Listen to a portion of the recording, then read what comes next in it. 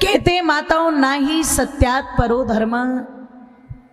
जीवन में जो सत्य है वो सबसे बड़ा धर्म है,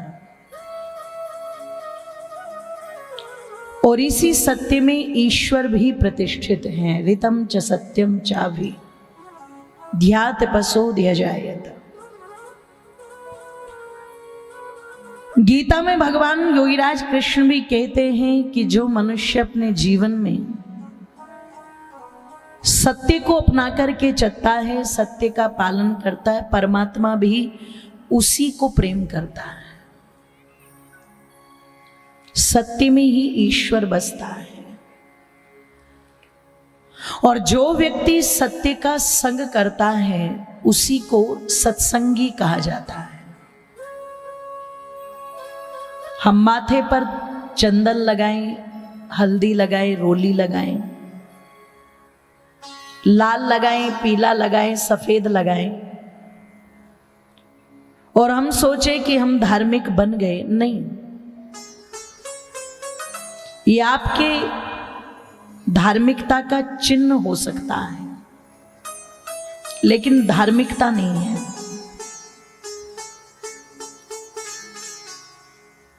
कोई व्यक्ति सोचे कि मैं गले में रुद्राक्ष की माला को धारण कर लूं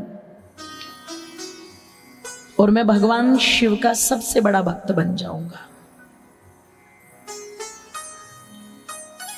तो ध्यान रखिएगा, भगवान शिव रुद्राक्ष से प्रसन्न हो या न हो, पर जो मनुष्य उन्हें सत्य के साथ चाहता है उससे जरूर प्रसन्न होंगे। और ये सत्य इतना महत्वपूर्ण है, इतना महत्वपूर्ण है कि लिख दिया गया सत्यमेव जयते। सत्य की हमेशा विजय होती है। ये सत्य जहां है वहीं भगवान राम है। ये सत्य जहां है वहीं भगवान कृष्ण है। ये सत्य जहां है वहीं श्री हनुमान जी हैं। इस सत्य के साथ ही ब्रह्मा से लेकर के महर्षि दयानंद पर्यंत ऋषि मुनि खड़े हुए हैं। मेरी माताओं बंधुओं, इसी सत्य के साथ संसार के सब विद्वान खड़े हुए हैं। और आज भी समाज में झूठ बोलने वाले व्यक्ति का तो परिवार वाले भी समर्थन नहीं करते, पर जब कोई व्यक्ति सच्चा होता है, पवित्र होता है, तो परिवार की तो छोड़ दो, समाज वाले भी उस व्यक्ति के लिए बोल देते हैं, भैया वो तो बिल्कुल हीरा है। ध्यान रखिएगा।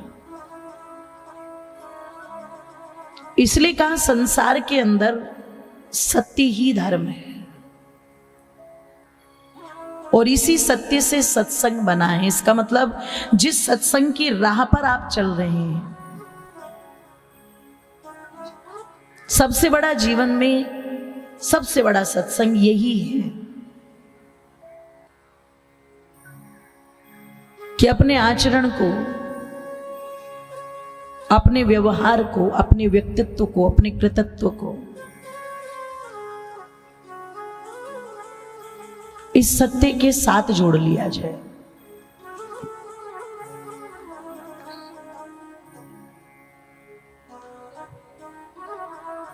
और जिस व्यक्ति ने इसको अपने जीवन में अपना लिया, वो ईश्वर का प्यारा अपने आप बन गया। और जो ईश्वर का प्यारा बन जाता है वही जन्म मरण के बंधन से ऊपर उठ करके मोक्ष को प्राप्त करता है। मुक्ति शब्द के दो अर्थ हैं माताओं। एक तो मुक्ति है कि जन्म मरण के बंधन से ही हम छूट जाए,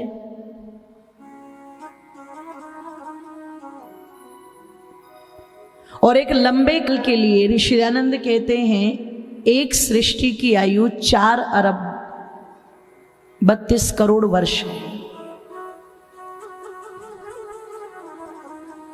और ऐसे 36 बार सृष्टि बने, और जितना समय बनने का है उतना ही बिगड़ने का भी है।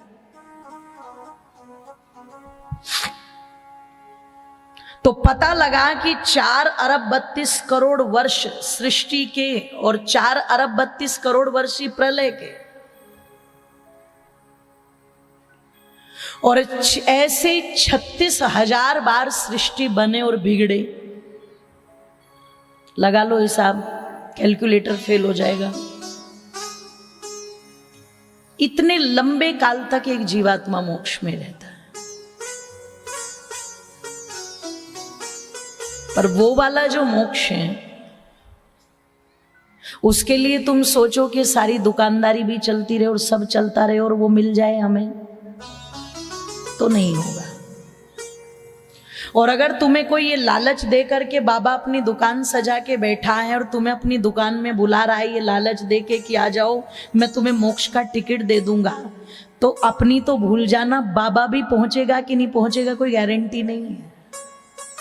क्योंकि जनता को मोक्ष पहुंचाने वाले कई बाबा मोक्ष में तो गए नहीं, यहां जेलों तक जरूर पहुंच गए।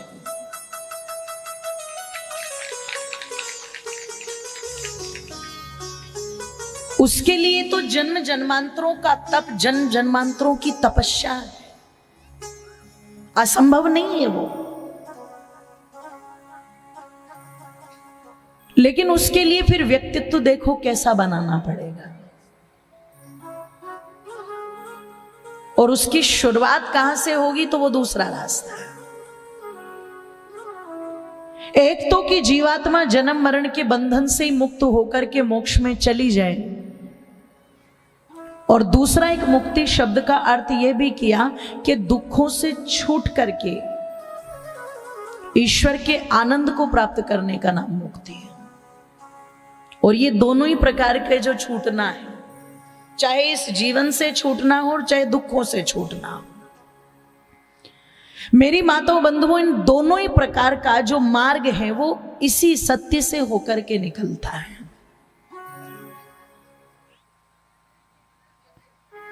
दुखों से छूटने के लिए भी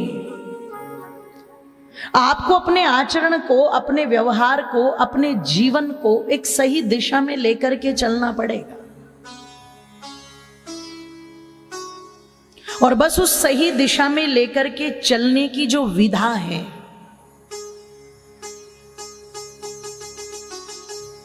उसको हम विद्या भी कह देते हैं, उसको हम शिक्षा भी कह देते हैं, उसको हम सत्संग भी कह देते हैं, उसको हम व्याख्यान भी कह देते हैं, उसको हम प्रवचन भी कह देते हैं। ये जो भी कुछ आ रहा है, आपके प्रवचन, आपका अध्यात्म, आपका सत्संग, आपकी कथाएं, आपकी शिक्षा, आपकी दीक्षा, ये सब इसीलिए है कि जीवन को अच्छी दिशा में लेकर के चला जाए। क्योंकि रूढ़ियां, जो रूढ़िवाद है, वो हमें एक सही जीवन का दर्शन ही नहीं होने देता।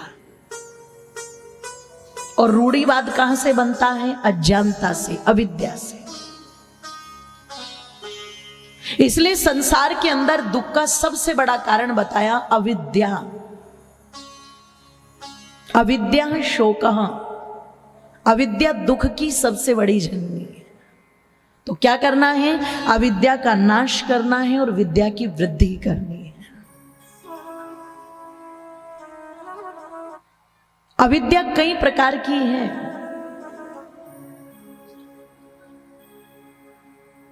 जड़ को चेतन समझना और चेतन को जड़ समझना, यह भी अविद्या है। आज पता लगा कि घर में चेतन मां बैठी हुई है, चेतन पिता बैठा है, चेतन दादा दादी बैठे हुए हैं।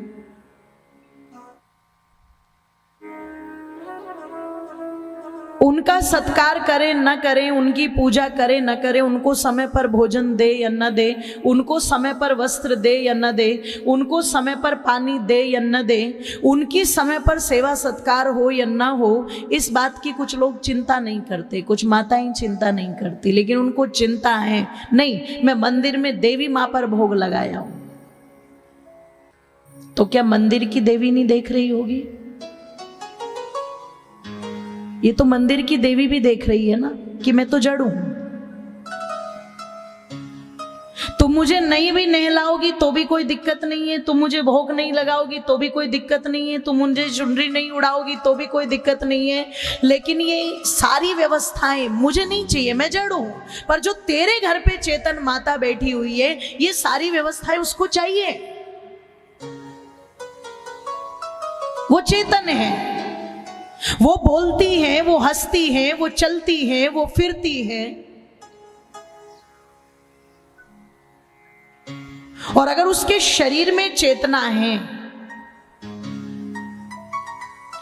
तो फिर ध्यान रखो कि उसे भोजन चाहिए, सुबह भी, दोपहर भी, शाम को भी।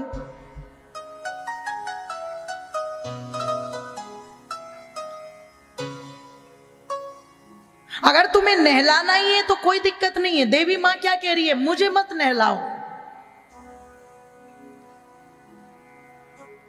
अगर तुम्हें नहलाना है तो जो घर पर जीती जागती देवी बैठी हुई है उसको नहलाओ।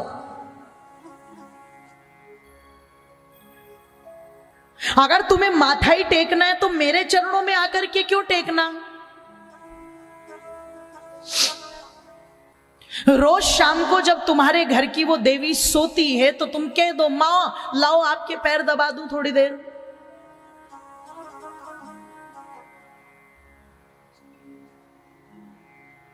पर कहीं कहीं तो बोल रही होंगी, बोले डोकरी के पैर दबाऊंगी, मेरा बस चले तो तोड़ ही डालूं उसके पैर।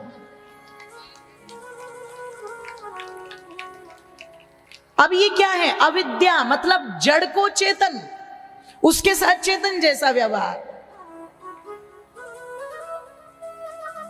तैयारी चल रही है, कहां जा रहे हैं? अरे बोले जी वैष्णो माता के दर्शन करके आएंगे। और जो तुम्हारी घर की माता बैठी हुई है वो, एक बात मेरी ध्यान रखना, तुम वैष्णो माता पे कितनी भी श्रद्धा से चले जाना,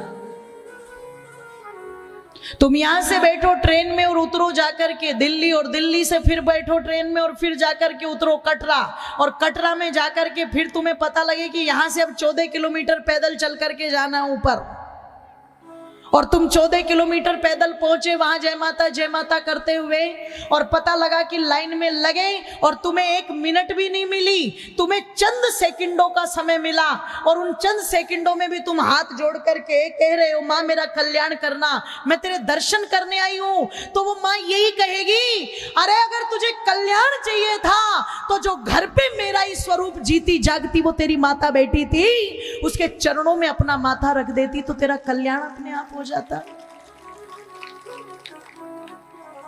अगर उसको संतुष्ट करके आई है तो ठीक है। अगर वो घर पे तुम्हारे शंकर बैठे हुए हैं,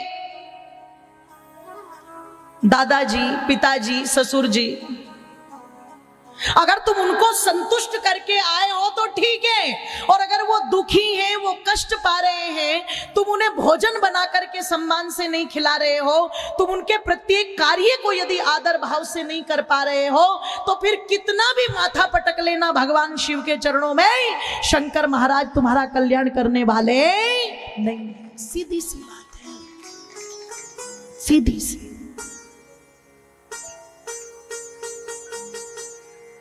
वो कह रहे कि जो तुमने वैष्णो देवी में बैठा दिया, जो तुमने हरिद्वार में बैठा दिए, जो तुमने काशी में बैठा दिए, जो तुमने मथुरा में बैठा दिए, ये तो तुम्हारी बनाई हुई मूर्तियां।